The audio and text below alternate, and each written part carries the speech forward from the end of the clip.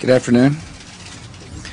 Today, by executive order, I am creating an independent commission chaired by Governor and former Senator Chuck Robb, Judge Lawrence Silberman, to look at American intelligence capabilities, especially our intelligence about weapons of mass destruction.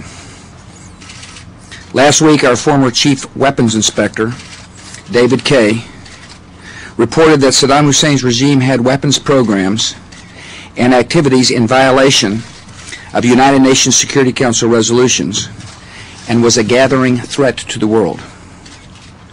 Dr. Kay also stated that some pre-war intelligence assessments by America and other nations about Iraq's weapons stockpiles have not been confirmed.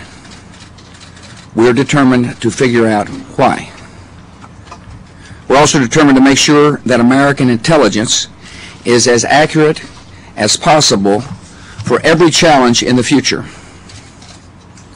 The proliferation of weapons of mass destruction poses the most serious of dangers to the peace of the world.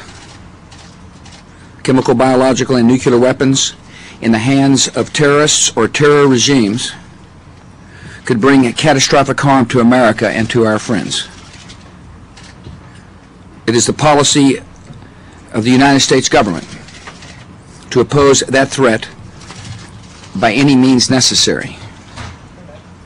Our efforts against proliferation begin with and depend upon accurate and thorough intelligence. The men and women of our intelligence community and intelligence officers who work for our friends and allies around the world are dedicated professionals engaged in difficult and complex work. America's enemies are secretive, they are ruthless, and they are resourceful. And in tracking and disrupting their activities, our nation must bring to bear every tool and advantage at our command.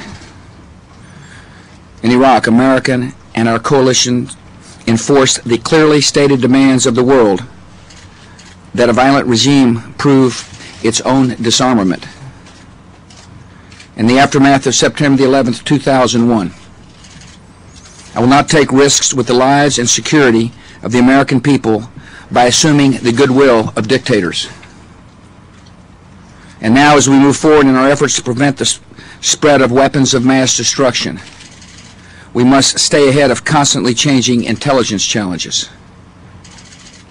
The stakes for our country cannot be higher, and our standard of intelligence gathering and analysis must be equal to that of the challenge.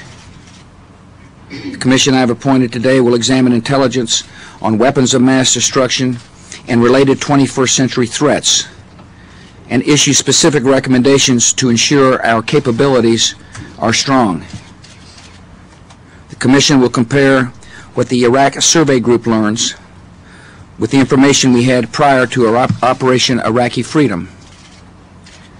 It will review our intelligence on weapons programs in countries such as North Korea and Iran.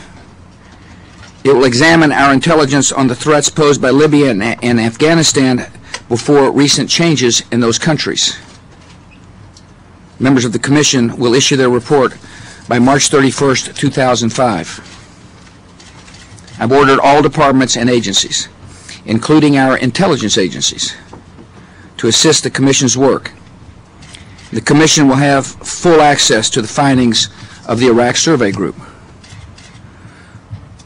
In naming this commission, these men as co-chairman of the commission, I'm also naming today Senator John McCain, Lloyd Cutler, former White House counsel to Presidents Carter and Clinton, Rick Levin, the president of Yale University, Admiral Bill Studeman, the former deputy director of the Central Intelligence Agency, Judge Pat Wald, a former judge on the D.C. Court of Appeals.